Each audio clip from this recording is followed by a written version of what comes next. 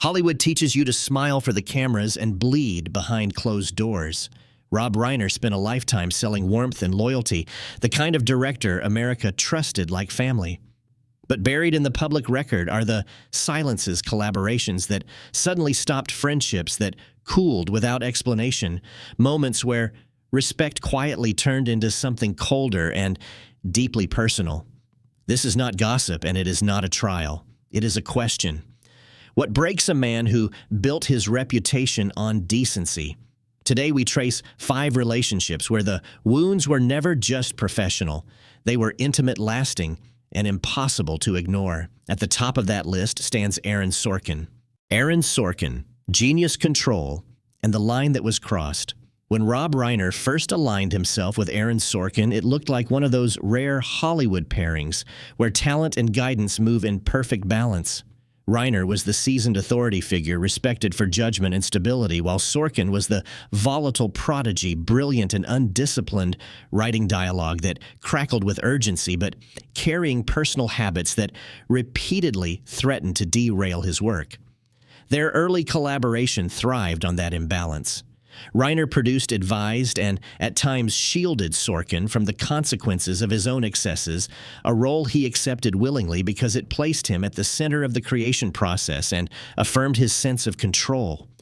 In interviews and memoirs, it became clear that Reiner did not merely support Sorkin. He managed him, corrected him, and intervened when deadlines and reliability collapsed. At first, this arrangement felt mutually beneficial. Sorkin delivered scripts that elevated Reiner's projects, and Reiner provided structure that kept Sorkin working when others had already lost patience. But beneath that success, tension accumulated. As Sorkin's reputation grew, so did his resistance to being handled. What had once been mentorship began to feel like surveillance, and what Reiner viewed as responsibility, Sorkin experienced as constraint. The conflict intensified during periods when Sorkin's personal struggles became impossible to ignore. Reiner stepped in again, publicly supportive but privately firm, drawing lines about professionalism and accountability that Sorkin increasingly resented. The breaking point did not arrive with a single explosion, but with a shift in power. As Sorkin regained control over his career and his public image strengthened, he no longer needed protection. He needed autonomy. Reiner, accustomed to influence behind the scenes, found himself gradually excluded from decisions he once shaped. According to accounts from those close to the productions, creative disagreements hardened into personal standoffs, with Reiner insisting on oversight and Sorkin pushing back against what he perceived as paternal control. The rupture became undeniable when collaboration ceased, not out of necessity, but by choice. Projects moved forward without Reiner's involvement, and Sorkin's voice stood alone, confident and unmediated. For Reiner, this separation cut deeper than professional loss. It represented a personal defeat the moment he realized that his authority had been rejected, not negotiated. In Hollywood, being replaced is one thing, being rendered unnecessary is another. The aftermath was quiet but decisive. Public statements remained respectful, yet the absence of future collaboration spoke louder than any quote. Reiner later spoke broadly about the difficulty of helping someone who no longer wants help, a sentiment many recognized as coded reflection. Sorkin, for his part, acknowledged the past without revisiting it, framing his growth as a hard-won independence. What made this relationship uniquely painful was its intimacy. This was not rivalry between equals, nor a simple falling out. It was a bond built on control and care that collapsed the moment those forces collided.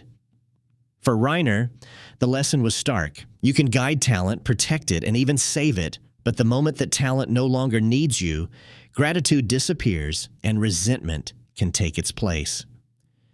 The line between mentor and obstacle is thin, and once crossed, it cannot be uncrossed. They never worked together again. Richard Dreyfuss loyalty tested by chaos. When Rob Reiner entered a close working relationship with Richard Dreyfuss, it was built on mutual respect and a shared belief that intensity, when disciplined, could produce extraordinary work. Dreyfuss was widely known for his talent and equally known for volatility that followed him from set to set, a pattern documented in interviews where he openly discussed periods of instability and substance abuse. Reiner, whose public identity revolved around steadiness and moral order, initially believed he could manage that volatility through structure and trust. In the early phase, he did more than direct or collaborate. He absorbed the emotional turbulence, smoothing conflicts, negotiating with producers, and quietly defending Dreyfuss when behavior crossed professional boundaries. This role was not assigned to him, but he assumed it anyway, convinced that loyalty demanded endurance. The problem was that endurance slowly became obligation. As incidents accumulated, missed calls, explosive arguments, unpredictable mood swings, the personal cost of proximity increased. Colleagues later recalled moments when Reiner appeared less like a creative partner and more like a caretaker, absorbing stress that did not belong to him. The turning point came during a period when Dreyfuss's instability spilled directly into the workplace, disrupting schedules and forcing difficult conversations that Reiner could no longer contain behind closed doors. According to accounts from those present, a confrontation unfolded that stripped away any illusion of balance. Reiner demanded accountability, insisting that talent could not excuse chaos indefinitely. Dreyfuss, already defensive and deeply sensitive to perceived judgment, interpreted the demand as betrayal. Words were exchanged that neither side later denied sharp enough to permanently alter the relationship. For Reiner, this moment crystallized a realization he had resisted for years. Loyalty without boundaries becomes self-destruction. For Dreyfuss, it confirmed a fear that even those who claim to stand beside you will eventually pull away when the weight becomes too heavy. The aftermath was swift and irreversible. Professional ties were severed, communication narrowed to formal necessity, and then disappeared entirely. Publicly, both men avoided direct criticism, but their silence spoke volumes. In later interviews, Reiner referenced the difficulty of maintaining compassion when behavior endangers everyone involved, a statement many interpreted as reflection rather than commentary. Dreyfuss, for his part, acknowledged periods of personal darkness, framing lost relationships as casualties of a struggle he did not yet know how to control. What made this rift intensely personal for Reiner was the sense of having been used, not maliciously, but relentlessly. He had invested emotional energy, reputation, and time into someone who ultimately could not reciprocate stability. Unlike professional rivalries, this fracture carried moral weight. It forced Reiner to confront the limits of his own identity as a loyalist. In Hollywood, cutting ties is common. Cutting ties after years of emotional labor leaves scars. Observers noted that after this separation, Reiner became more cautious about deep personal entanglement with collaborators, a shift that marked a subtle change in how he navigated relationships. The lesson was costly but clear. You cannot rescue someone who refuses to confront their own chaos, and attempting to do so may pull you under with them. For Dreyfuss, the loss reinforced isolation. For Reiner, it hardened resolve. The bond collapsed not because of hatred in the traditional sense, but because tolerance reached its limit. When the dust settled, there was no reconciliation, no gradual repair, only distance. They never worked together again. Michael Douglas, when silence felt like betrayal. When Rob Reiner and Michael Douglas moved within the same inner circles, their connection was defined less by warmth than by proximity to power. Douglas represented a Hollywood tier where access mattered as much as talent, a world of closed dinners, strategic alliances, and unspoken rules about when to speak and when to disappear. Reiner, whose reputation rested on integrity and consistency, entered that space cautiously believing mutual respect would be enough to sustain trust. For a time it was. They shared rooms where decisions were made quietly, long before headlines appeared, and their association carried an implicit promise of reciprocity. But power tests loyalty in ways friendship never does. As Douglas navigated periods of public scrutiny tied to a lifestyle the press had documented for years, the expectation among insiders was clear. Allies would signal support, if not publicly, then privately. Reiner chose restraint. He neither condemned nor defended opting for distance. He believed preserved principle. In Hollywood's calculus, that choice has a cost. To Douglas, the absence of affirmation felt like abandonment. At the precise moment, solidarity mattered most. What Reiner considered ethical neutrality registered as personal betrayal. The fracture did not erupt. It calcified. Invitations slowed, conversations narrowed to logistics, and the ease that once existed was replaced by calculation. Colleagues later described a visible cooling, the kind that occurs when trust is not broken by action, but by omission. Reiner sensed the shift, but did not reverse course. He believed that aligning himself with controversies he did not control would compromise the values he had built his career on. Douglas interpreted that stance as self-protection at another's expense. The consequences unfolded quietly. Where collaboration and mutual advocacy once seemed possible, there was now distance. Publicly, both men remained courteous, careful to avoid statements that would suggest discord. Privately, the relationship had ended. Reiner later spoke in broad terms about the price of silence, acknowledging that choosing not to engage can wound as deeply as choosing sides. Those remarks were widely understood as reflective rather than abstract. Douglas, for his part, continued forward within a network that rewarded unwavering loyalty, reinforcing the lesson that power remembers who stood nearby when pressure mounted. For Reiner, the episode marked a turning point in how he viewed alliances rooted in influence. He recognized that moral restraint is often misread as personal disloyalty, and that once that interpretation takes hold, it cannot be corrected by explanation. The personal sting lay not in professional loss, but in the realization that trust built on proximity to power is fragile by design. You are valued until you fail a test no one formally announces. In the years that followed, their paths rarely crossed. When they did, politeness replaced familiarity, and history was left untouched. There was no confrontation to resolve, no apology to accept, only a shared understanding that something essential had been forfeited. In Hollywood, silence protects careers, but it can also end friendships. For Reiner, that truth became painfully clear in this relationship. They never rebuilt what was lost. Albert Brooks, the friend who walked away to protect himself. When Rob Reiner forged a close bond with Albert Brooks, it was rooted in shared sensibility rather than ambition. Both men emerged from a generation that prized intelligence restraint and a quiet resistance to Hollywood's louder excesses. Their connection deepened through private conversations and long stretches of creative proximity moments where ideas flowed without performance and trust replaced calculation. Insiders often remarked that Brooks and Reiner appeared most comfortable away from premieres and press-choosing dinners and small gatherings where the industry's masks could be set aside. That comfort, however, came with risk. In the late 70s and early 80s, Hollywood's social ecosystem was tightening its labels, and closeness carried implications neither man could fully control. Brooks, acutely protective of his independence and public image, began to sense that proximity itself could become a narrative. Where Reiner saw loyalty and continuity, Brooks saw exposure.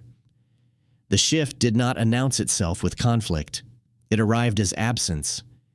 Invitations declined. Phone calls went unanswered. Projects that once seemed inevitable stalled without explanation. Brooks did not accuse, and he did not explain. He simply stepped back, choosing distance as a form of self-preservation. For Reiner, the withdrawal landed as a personal blow.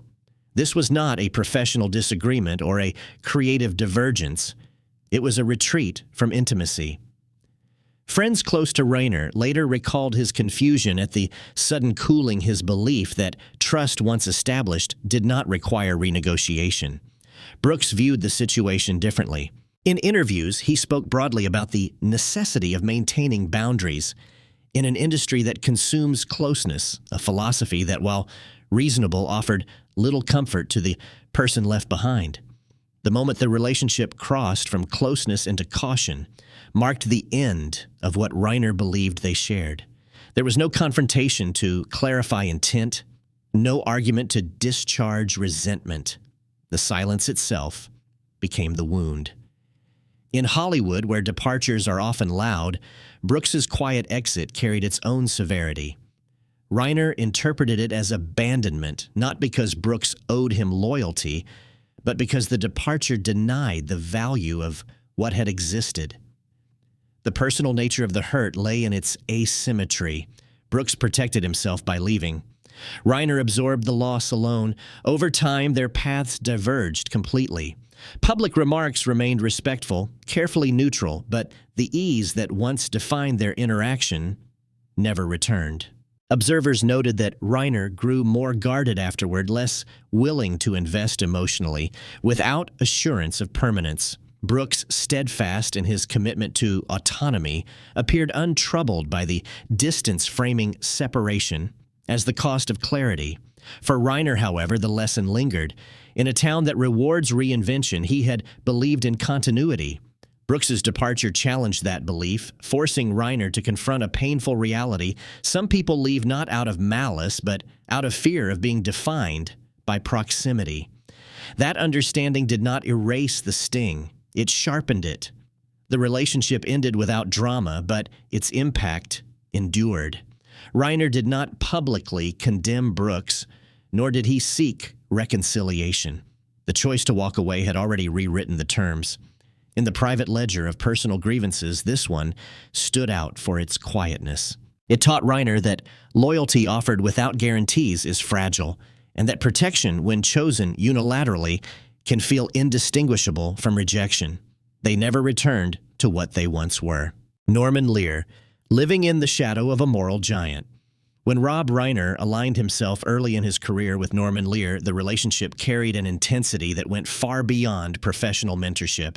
Lear was not merely a producer or collaborator. He was a towering moral force in American television, a man whose work fused politics, ethics, and entertainment with unapologetic clarity. For Reiner, who shared many of Lear's values, the partnership initially felt like belonging. He was embraced, elevated, and trusted within a creative environment defined by conviction. Yet admiration, when paired with proximity, can quietly transform into pressure. As Reiner matured, he found himself measured not only against industry standards, but against Lear's moral authority. Every decision, every divergence risked being read as either alignment or betrayal. Over time, this dynamic became suffocating. Accounts from colleagues suggest that Reiner struggled with the expectation that his creative voice would always echo Lear's principles without deviation. Where Lear viewed ideological consistency as integrity, Reiner began to experience it as constraint. The conflict did not manifest through arguments or public disagreement. It unfolded internally as Reiner sought independence without openly challenging the man who had helped shape his career. The personal tension reached its breaking point when Reiner made choices that subtly departed from Lear's framework decisions that signaled a desire to define morality on his own terms rather than inherit it. The response was not confrontation, but distance. Communication cooled, collaboration narrowed.